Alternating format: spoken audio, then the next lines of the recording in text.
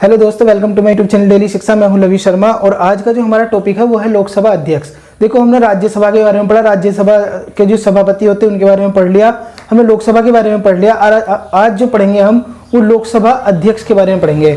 हम देखेंगे उसकी शक्ति क्या होती है, उसे पद मुक्ति कौन करता, मतलब नियुक्त कैसे किए जाते हैं वे, और उन्हें हटाया कैसे जा सकता, और उनकी क्या क्या उनके पास पावर होती है। इन सब चीज़ों के बारे में हम डिस्कस करेंगे। तो चलो आज का लेक्चर हम स्टार्ट करते हैं। देखो दोस्तों, संसद में एक है हमारे देश की पार्लियामेंट, जिसे हम बोलते हैं संसद, जिसे हम डेमोक्रेसी का मंदिर भी बोलते हैं, टेम्पल ऑफ डेमोक्रेसी बोला जाता है इसे। और संसद के अंदर हमारी लोकसभा आती, राज्यसभा आती और राष्ट्रपति जी आते। और आज हम बात जो करेंगे ना, वो करेंगे लोकसभा अध्यक्ष के बारे में, क्योंकि हम लोकसभा और राज्यसभा के बारे में पढ़ चुके। नहीं देखा तो डिस्क्रिप्शन बॉक्स में लिंक है, जाके देख सकते हो। तो इनके अध्यक्ष के बारे में पढ़ेंगे आज। तो सबसे पहले देखते हैं नियुक्ति कैसे होती। नियुक्ति से पहले ये देखो, एक प्रोटेम स्पीकर होता, उसे वो क्या होता। देखो, प्रोटेम स्पीकर, जैसे नई लोकसभा बनी, अभी क्या है 17वीं लोकसभा बनी 2019 में, 17वीं लोकसभा चल रही है हमारी, ये है ना। अब ये सपोज करो अभी हाथों हाथ इलेक्शन हुए हैं, अभी ये मतलब इसका नया नया गठन हुआ और नए नए सदस्य चुनकाए। तो ये क्या होगा, जैसे ही ये इस तरीके से मतलब नए सदस्य चुनकाएंगे, ये क्या करेंगे, अपने में सबसे वरिष्ठ, जितने भी लोकसभा के अंदर जितने भी सदस्य हैं, ये क्या करेंगे, अपने में सबसे ज्यादा जो वरिष्ठ होगा उसे क्या करेंगे, अस्थायी सदस्य बना देंगे, सबसे ज्यादा वरिष्ठ को। और इस अस्थायी सदस्य को ही प्रोटेम स्पीकर कहा जाता।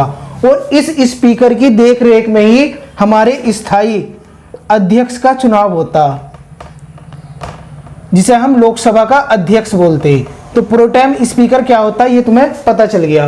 प्रोटेम स्पीकर ओनली लोकसभा में ही होता है ये। तो अब इसका कार्यकाल के बारे में जानते हैं हम। नई लोकसभा के गठन से लेकर नेक्स्ट जो होगी उसके गठन तक वो रहता है। जैसे अभी हमारी 17वीं लोकसभा चल रही, 2019 में इसके इलेक्शन हुए थे, अब कब होंगे, 2024 में होंगे। तो तब से अब से लेकर 2019 से 2024 तक ये रहेंगे, जब तक नई लोकसभा यानी कि 18वीं के इलेक्शन होकर मतलब नई लोकसभा का गठन नहीं हो जाता, तब तक ये अध्यक्ष रहेंगे। और ये शपथ कैसे लेते हैं, जो सिंपल एमपी होते हैं ना, मेंबर ऑफ पार्लियामेंट, जो संसद के सदस्य होते हैं नॉर्मल, उनकी तरह शपथ लेते हैं। ऐसा कोई नहीं कि लोकसभा अध्यक्ष के लिए अलग से शपथ का कोई प्रावधान है ना। तो ऐसा कुछ नहीं है, शपथ एमपी के रूप में ली जाती। इसकी पद मुक्ति यानी कि ये लोकसभा से कैसे इनकी ये मतलब हट सकते हैं, इनकी पद मुक्ति कैसे हो सकती। तो एक तो ये कि ये लोकसभा के सदस्य ही ना रहे, क्योंकि लोकसभा अध्यक्ष अगर लोकसभा का सदस्य ही नहीं रहने का तो वो क्या हो सकता, वो फिर लोकसभा का अध्यक्ष भी नहीं रह सकता।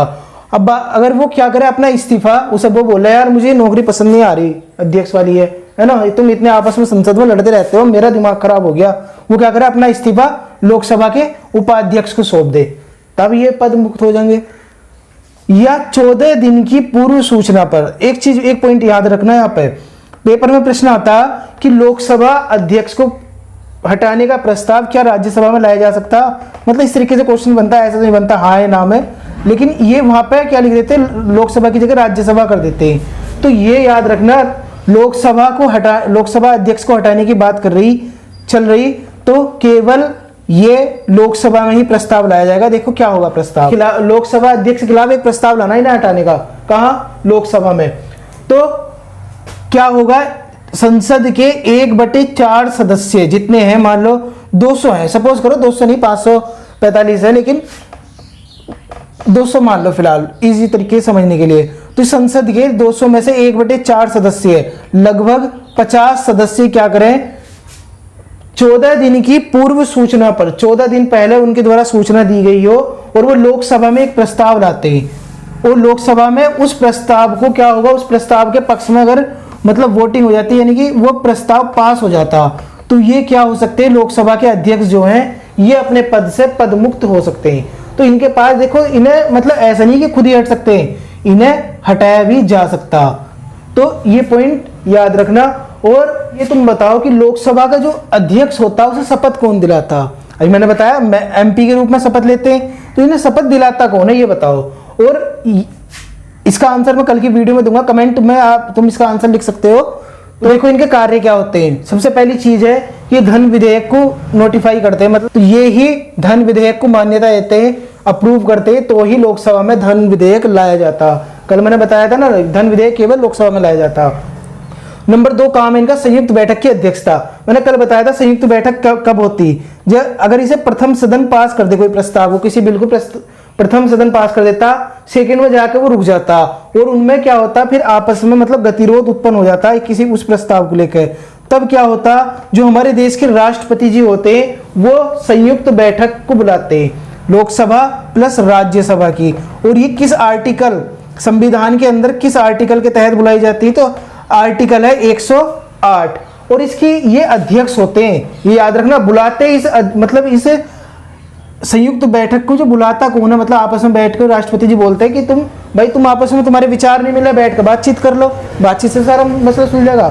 तो इसे बुलाते हैं, मतलब बैठाते हैं ना, कौन है आपस में, वे राष्ट्रपति जी बैठाते हैं। लेकिन अध्यक्ष कौन होते हैं इसके, वो होते हैं हमारे लोकसभा के अध्यक्ष। और लोकसभा के अध्यक्ष फिलहाल कौन है अभी, ओम बिरला, ये याद रखियो। और अगर मान लो लोकसभा अध्यक्ष उस टाइम पर ना हो, उन्हें वे बीमार हो या हो सके वे घूमने गए हो, तो कौन होगा इनकी जगह, अध्यक्ष कौन हो सकता है उस संयुक्त बैठक का, तो होंगे फिर लोकसभा के उपाध्यक्ष। याद रखना, अगर लोकसभा अध्यक्ष उस टाइम नहीं है, वे किसी काम में व्यस्त हैं, तो इनकी जगह कौन हो सकता है, लोकसभा के उपाध्यक्ष हो सकते हैं संयुक्त बैठक के अध्यक्ष। और ये भी नहीं है, ये दोनों ही नहीं है, यहाँ पर नहीं है, भारत में नहीं है, मतलब ये दोनों ही उस समय उपस्थित होने में असमर्थ है, तो फिर कौन होगा, राज्यसभा के उपसभापति। याद रखना, राज्यसभा के सभापति, जिसे चेयरमैन ऑफ राज्यसभा बोला जाता, वे इसकी अध्यक्षता बिल्कुल नहीं करते, केवल उपसभापति ही इसकी अध्यक्षता करेंगे। नंबर 3 ये दल बदल के बारे में निर्णय लेते हैं। जैसा दल बदल होता है ना, वे कोई पार्टी इस ए पार्टी की छोड़कर कोई मेंबर अगर बी पार्टी में चला जाता, या पार्टी के बारे में, इसके लिए अलग से एक पूरा एक संविधान संशोधन करा गया था, इसके बारे में अलग से बता दूंगा। लेकिन ये इसके बारे में भी निर्णय लेते हैं, ये भी याद रखना। तो मैंने तुम्हें इनकी नियुक्ति बता दी, कार्यकाल बता दी, शपथ बता दी, पदमुक्ति बता दी, कार्य बता दी, इनके क्या क्या होते हैं। अब जरा 3 क्वेश्चन अटेम्प्ट करो, उससे पता चलेगा वीडियो कितने अच्छे से तुम्हारे द्वारा सुनी गई। तो दोस्तों पहला क्वेश्चन देखते हैं, धन विधेयक को मान्यता कौन प्रदान करता। पहला है ऑप्शन ए राष्ट्रपति, बी उपराष्ट्रपति, सी लोकसभा अध्यक्ष, डी नन। बताओ कौन सा है। क्वेश्चन नंबर 2 है, संयुक्त बैठक किस अनुच्छेद के तहत बुलाई जाती। तो अनुच्छेद 108, 110, 112 और 100। तो बताओ किसके तहत बुलाई जाती। क्वेश्चन नंबर 3 है, 17वीं लोकसभा के अध्यक्ष कौन है।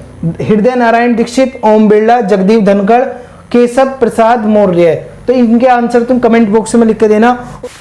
तो दोस्तों आज का लेक्चर आपको कैसा लगा ये कमेंट करके बता सकते हो, पसंद आता है लाइक जरूर करना, और ये जो क्वेश्चन मालूम करें इन सबका आंसर जरूर देना।